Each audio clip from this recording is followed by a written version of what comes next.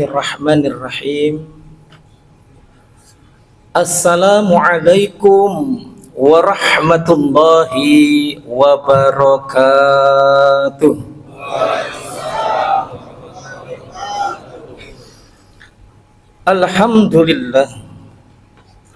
Alhamdulillahilladzi arsala rasulahu bil huda wa dinil haqq liyudhhira dini kullih wa kafa billahi syahida. Asyhadu an la ilaha illallah wa asyhadu anna Muhammadar Rasulullah. Allahumma shalli ala sayyidina Muhammad wa ala alihi wa sahbihi ajma'in, amma ba'd. Qala Allah ta'ala fil Qur'anil Karim, a'udzu billahi minasy syaithanir rajim. Bismillahirrahmanirrahim. Laqad kana lakum fi Rasulillahi uswatun hasanah liman kana yarjullaha wal yawmal akhir wa dzakarallaha katsira. Shadaqallahul azim. Yang terhormat Bapak dan Ibu pimpinan Kejaksaan Agung Republik Indonesia, yang saya hormati para alim ulama, tokoh masyarakat, bapak-bapak, ibu-ibu, hadirin wal hadirat, jamaah sholat zuhur yang berbahagia.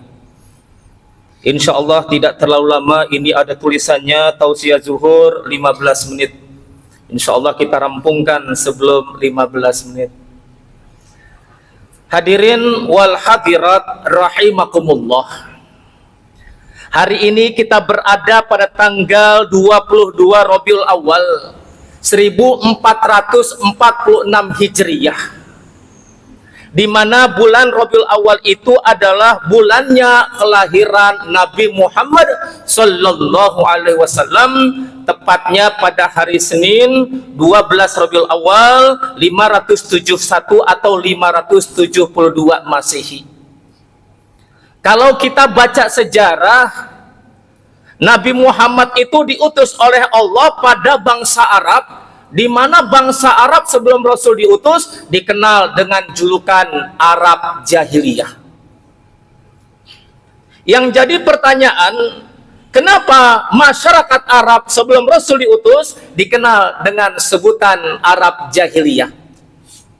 Jahiliyah, Bapak Ibu, ini berakar kata dari jahilun. Jahilun artinya adalah bodoh. Maksudnya adalah masyarakat atau bangsa Arab sebelum Rasul diutus dikenal dengan bangsa Arab yang bodoh, bangsa Arab yang tidak berperi kemanusiaan, sikap tingkah laku dan perangainya seperti hewan. Lalu kenapa julukan ini terjadi? Setidaknya Bapak Ibu ada 3 faktor yang menyebabkan mereka dijuluki Arab Jahiliyah. Yang pertama adalah orang-orang Arab terdahulu itu punya kebiasaan yang tidak bisa ditinggalkan, yaitu mereka gemar minum minuman keras, bukan batu es. Gemar mereka minuman keras. Saking gemarnya mereka minuman keras, pagi, siang, sore, malam, begitu berkumpul, itu selalu ditemani dengan minuman keras. Bahkan saking hobinya, ada yang mandi dengan arak. Itu orang Arab Jahiliyah, Pak. Dan sekarang kalau kita lihat, sudah 14 abad yang lalu Rasul diutus. Pertanyaannya, adakah umat Islam yang masih gemar minum minuman keras? Ternyata masih banyak, Pak. Bahkan ini lebih kompleks. Kalau orang-orang Arab sebelum Rasul diutus itu mengkonsumsi minuman keras cuma 1-2 merek, caranya hanya diminum saja. Tapi hari ini dengan berbagai macam merek, ada Nipam, ganja, Megadon, Putau, Ekstasi, Leksotan, BK, topi miring. Saya hafal tapi bukan bandar.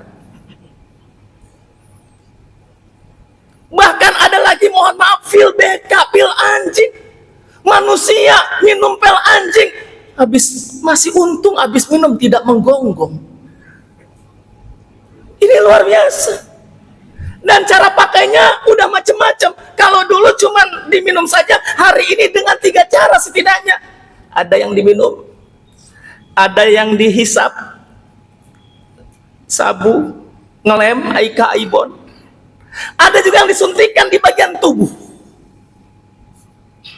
Ini zaman sekarang.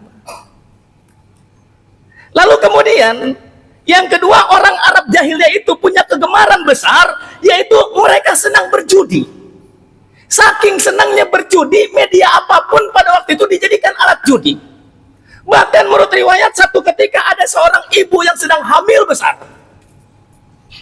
Hamil besar, Pak. Kemana-mana harus dibawa, nggak bisa ditinggal. Itu ada dua pemuda Arab dijadikan objek judi. Kata pemuda Arab yang pertama, menurut kamu bayi yang ada di rahim ibu tersebut laki atau perempuan? Menurut saya laki. Baik, kalau gitu menurut saya perempuan. Mari kita taruhan. Dijadikan taruhan. Setelah deal taruhan, didekati ibu tersebut, pemuda yang satu memegang erat tangan si ibu, pemuda yang satunya lagi menghunuskan pedang, membelah perut si ibu tersebut, mengorek janin dari dalam tubuhnya. Ternyata laki-laki, aku yang menang. Ditinggalkan janin yang tidak berdosa dengan ibu yang tidak bernyawa. Inilah kenapa disebut dengan Arab jahiliyah. Sekarang Bapak, kita lihat konteks kekinian. Apakah umat Islam masih banyak yang gemar berjudi? Ternyata masih banyak yang gemar berjudi. Dan menurut survei internasional, survei dunia, itu ternyata pelaku judi online kebanyakan adalah dari Indonesia. Dan segala macam apapun dijadikan objek judi hari ini, Pak. Ada uang logam diputar, ditekap, pilih burung atau angka, taruhan. Ada uang kertas bernomor seri dipirit dari belakang, ayo angka berapa, ayo taruhan. Ada mobil lewat, nomor serinya nggak kelihatan, ayo kira-kira itu nomor serinya berapa paling belakang. Demam Piala Dunia, judi merebak di mana-mana. Dari mulai kelas 3 sampai dengan kelas kakap, yang lebih konyol adalah anak judi bola dengan ayahnya. Ada lagi Bapak, momen 17-an itu dijadikan ajang judi. Dalam rangka menyambut HUT RI ke-79 diadakan lomba gaple terbuka. Saya bingung, Pak. Apa motivasinya lomba gaple dengan kemerdekaan? Kayaknya nggak pernah pahlawan kita itu dulu ngomong gini, mari kawan-kawan sebelum kita merebut kemerdekaan, yuk main gaple sama-sama. Kayaknya tidak ada. Yang lebih konyol pernah saya lihat pengumuman tentang judi tersebut, tentang lomba gaple ditempel di dinding musola. Malam harinya pemberian hadiah. Pemenang lomba gaple adalah Bapak Fulan. Silakan kepada Bapak Ustadz Ahmad untuk menyerahkan pialanya. Hancur ini. Sementara Islam mengatakan, ya ayyuhalladzina amanu innamal khamru wal maisiru wal ansabu wal azlamu rijsun min amali syaitan fajtanibuhu la'allakum tuflihun. Hai orang-orang yang beriman, sesungguhnya minum-minuman keras, berjudi, nyembah berhala, ngundi nasib dengan anak panah merupakan perbuatan syaitan.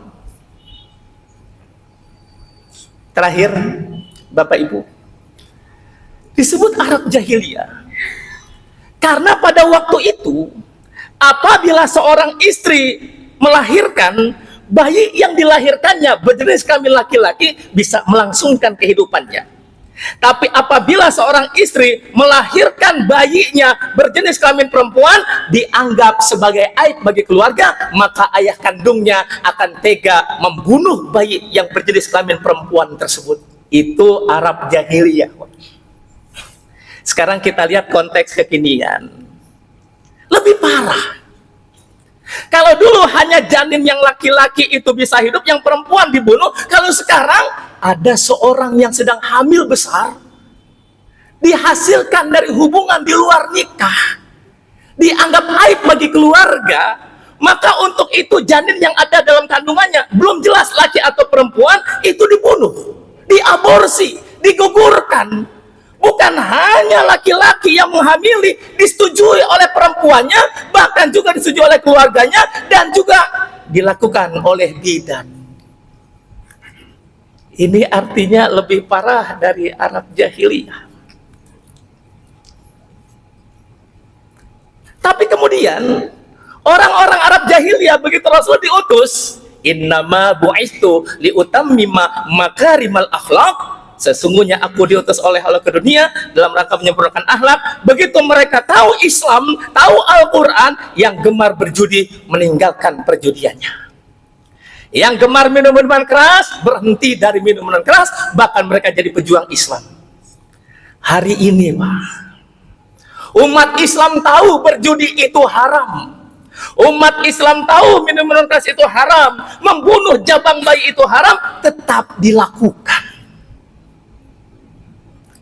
Kalau orang Arab jahiliyah di sebelum Rasul utus dikenal dengan Arab jahiliyah. Jahiliyah itu Arab terdahulu yang belum Rasul utus. Hari ini maka kita dikenal dengan jahiliyah modern.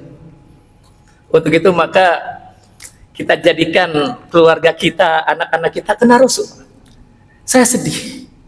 Anak-anak kita konsumsinya satu hari satu malam rata-rata yang mereka kenal dari HP ini, Pak. Anak kecil dengan figur kartunnya, yang remaja dengan Korea-Koreanya, kemudian yang ayah, yang ibu itu dengan berbagai macam aktivitasnya. Anak kita nggak kenal lagi Nabi Muhammad, Abu Bakar Siddiq, Umar bin Khattab, Utsman bin Affan, Ali bin Abi Thalib, serta para perjuang Islam yang lainnya, karena kita tidak pernah memperkenalkan kepada mereka. Untuk itu mudah-mudahan momentum Maulid Nabi ini kita jadikan ajang berbenah diri, kita kenalkan figur sentral Rasulullah, di mana Rasulullah itu harus kita kenalkan kepada anak-anak kita agar mereka mengikuti tingkah polanya Nabi Muhammad SAW. Ini saja yang bisa saya hantarkan kepada kita semua. Mudah-mudahan Allah Subhanahu wa Ta'ala menjadikan kita umat yang mencontoh Rasulnya, dan mudah-mudahan kelak jika diwafatkan dalam keadaan husnul khotimah. Terakhir Bapak izin ada satu pantun. Pagi hari pergi ke sawah, sampai di sawah duduk di atas batu. Wabillahi taufiq wal hidayah. Wassalamualaikum warahmatullahi wabarakatuh. Waalaikumsalam.